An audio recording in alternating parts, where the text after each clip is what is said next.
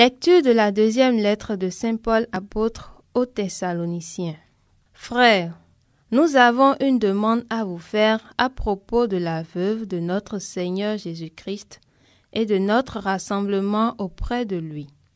Si l'on nous attribue une inspiration, une parole ou une lettre prétendant que le jour du Seigneur est arrivé, n'allez pas aussitôt perdre la tête, ne vous laissez pas effrayer. Ne laissez personne vous égarer d'aucune manière.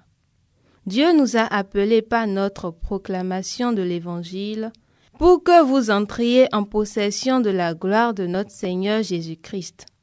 Ainsi donc, frères, tenez bon et gardez ferme les traditions que nous vous avons enseignées, soit de vive voix, soit par lettre. Que notre Seigneur Jésus-Christ lui-même et Dieu notre Père, qui nous a aimés et nous a toujours donné réconfort et bonne espérance par sa grâce, réconforte vos cœurs et les affermisse en tout ce que vous pouvez faire et dire de bien. Il vient le Seigneur, il vient pour juger la terre. Allez dire aux nations, le Seigneur est roi. Le monde, inébranlable, tient bon. Il gouverne les peuples avec droiture. Joie au ciel, exulte la terre. Les masses de la mer mugissent, la campagne tout entière est en fête. Les arbres des forêts dansent de joie devant la face du Seigneur, car il vient pour juger la terre. Le Seigneur vient pour juger la terre. Il jugera le monde avec justice et les peuples selon sa vérité. Évangile de Jésus-Christ selon saint Matthieu. En ce temps-là, Jésus disait: Malheureux êtes-vous, scribes et pharisiens hypocrites, parce que vous payez la dîme sur la menthe, le fenouil et le cumin, mais vous avez négligé ce qui est le plus important dans la loi, la justice, la miséricorde et la fidélité. Voilà ce qu'il fallait pratiquer, sans négliger le reste. Guides aveugles, vous filtrez le moucheron et vous avalez le chameau. Malheureux êtes-vous, scribes et pharisiens hypocrites, parce que vous purifiez l'extérieur de la coupe et de l'assiette, mais l'intérieur est rempli de cupidité et d'intempérance. Pharisiens aveugles, purifie d'abord l'intérieur de la coupe, afin que l'extérieur aussi devienne pur. Frères et sœurs, fils et filles bien-aimés de Dieu, dans l'évangile que nous venons d'écouter, Jésus dénonce deux formes d'hypocrisie des dirigeants du judaïsme, eux qui ont déformé l'intention profonde de Dieu quand il donnait la loi à Israël. En effet, ceux-ci respectaient scrupuleusement certains aspects de la loi.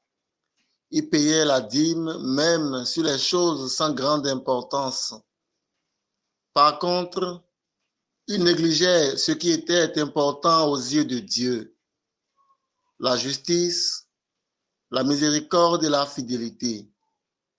Ce faisant, ils donnaient certes l'impression d'être fidèles à la loi de Moïse, mais en réalité, ils étaient en train de sacrifier l'essentiel au profit du subsidiaire. Et c'est à cet essentiel que Jésus voudrait les ramener quand il dit: voilà ce qu'il fallait pratiquer sans négliger le reste. En fait, il ne leur demande pas de négliger le paiement de la dîme ou toute autre chose de la loi. Non, il leur enseigne plutôt la hiérarchie des valeurs et dit non à l'hypocrisie et au relativisme religieux.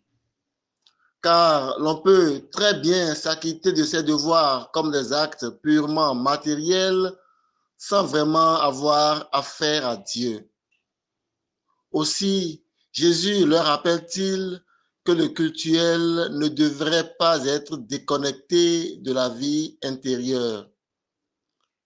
À notre époque aussi, le danger du relativisme est présent et la tentation de paraître bon chrétien nous guette. Nous sommes peut-être très exigeants envers nous-mêmes au sujet des pratiques religieuses extérieures, assiduité à la messe, paiement de la dîme, soutien financier ou matériel à l'Église. Or, nous sommes incapables d'une relation saine et bienveillante avec notre entourage. Aujourd'hui, Jésus nous dit que la religion part de l'intérieur, c'est-à-dire du cœur, et non de l'extérieur. Veillons-y.